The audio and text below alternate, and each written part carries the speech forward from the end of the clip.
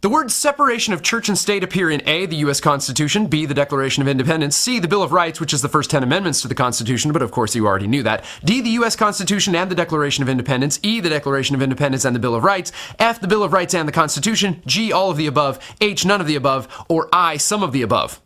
Mark all that apply. And time's up, pencil down. What? It was only one question. The answer is B, no D. Just kidding, C. Ha. It's got to be I, H, or G. Really, seriously. Did you even think about this? The real answer is actually H, none of the above. Surprised? Of course you're not. I mean, you are, but you're not.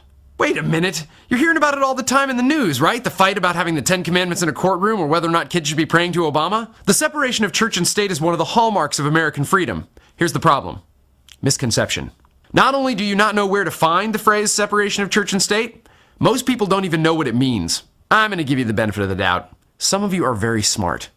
Maybe you know what it means. Pop quiz, 2-page essay before you leave class. Here's the deal. Separation of church and state doesn't have to be explicitly mentioned in the Constitution because it's already in there. Where, you ask? It's built in by omission. There's no state-sponsored religion. Ask yourself this question. Is there just one legal religion in the U.S.? Or is it like Iran, Egypt, and Pakistan? Places where there's only one legal religion and no separation between church and state. I feel like I should clarify something.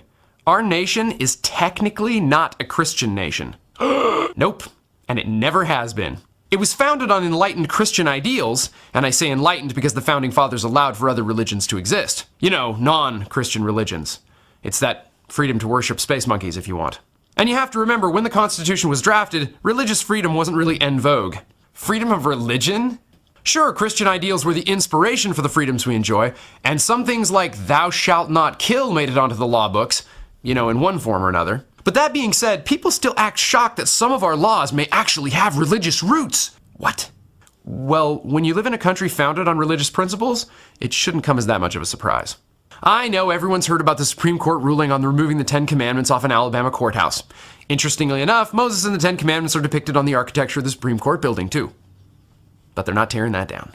Whether you like those stone carvings or not, it's part of our history, and it seems a little sad to me that people are so eager to get rid of it just because they disagree with what it says.